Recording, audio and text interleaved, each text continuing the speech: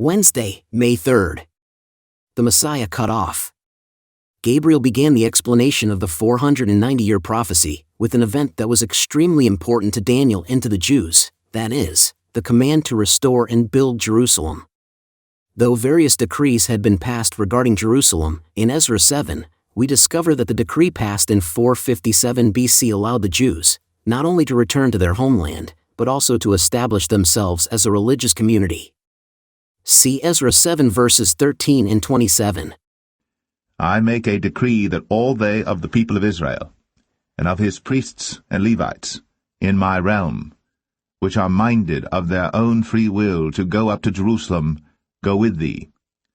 Blessed be the Lord God of our fathers, which hath put such a thing as this in the king's heart, to beautify the house of the Lord which is in Jerusalem.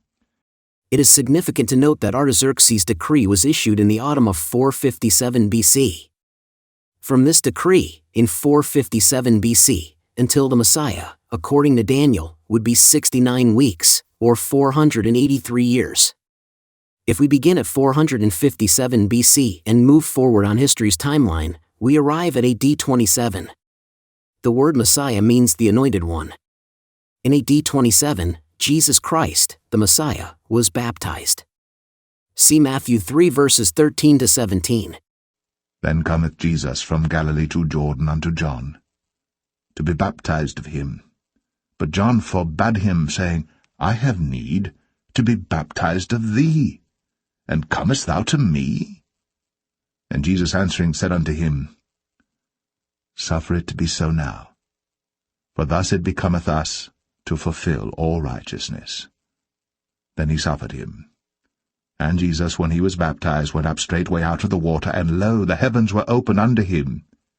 And he saw the Spirit of God descending like a dove, and lighting upon him.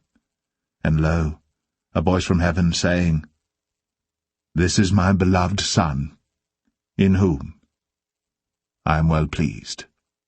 Daniel predicted, hundreds of years in advance, the exact year for the baptism of Christ, the time at which Jesus would begin his 3.5 years of ministry. Read Romans 5 verses 6 to 9. For when we were yet without strength, in due time Christ died for the ungodly. For scarcely for a righteous man will one die, yet peradventure for a good man some would even dare to die. But God commandeth his love toward us, in that, while we were yet sinners, Christ died for us. Much more then, being now justified by his blood, we shall be saved from wrath through him. Along with Daniel 9 verse 26. And after 62 weeks shall Messiah be cut off, but not for himself. And the people of the prince that shall come shall destroy the city and the sanctuary, and the end thereof shall be with a flood, and unto the end of the war desolations are determined.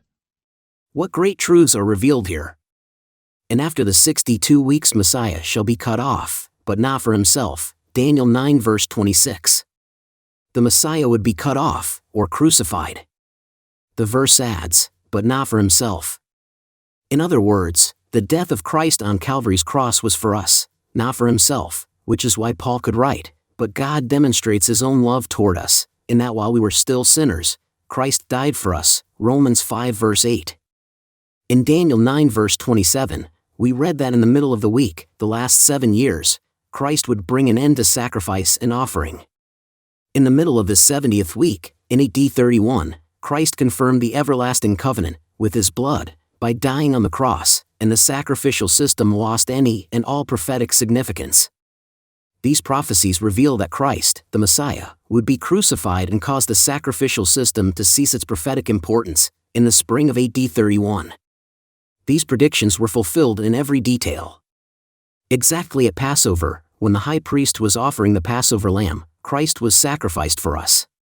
With what has been written above in mind, read Mark 15 verse 38 and Matthew 3 verses 15 and 16. And they that did eat were 4,000 men, beside women and children. And Jesus answering said unto him, Suffer it to be so now, for thus it becometh us to fulfill all righteousness. Then he suffered him. And Jesus, when he was baptized, went up straightway out of the water, and lo, the heavens were open unto him. And he saw the Spirit of God descending like a dove, and lighting upon him. How do these verses help us understand the prophecy of Daniel 9 verses 24 to 27? 70 weeks are determined upon thy people, and upon thy holy city, to finish the transgression, and to make an end of sins, and to make reconciliation for iniquity, and to bring in everlasting righteousness, and to seal up the vision and prophecy, and to anoint the most holy. Know therefore, and understand, that from the going forth of the commandment to restore and to build Jerusalem unto the Messiah the Prince shall be 7 weeks, and 62 weeks. The street shall be built again, and the wall, even in troublous times. And after 62 weeks shall Messiah be cut off, but not for himself. And the people of the prince that shall come shall destroy the city and the sanctuary, and the end thereof shall be with a flood, and unto the end of the war desolations are determined.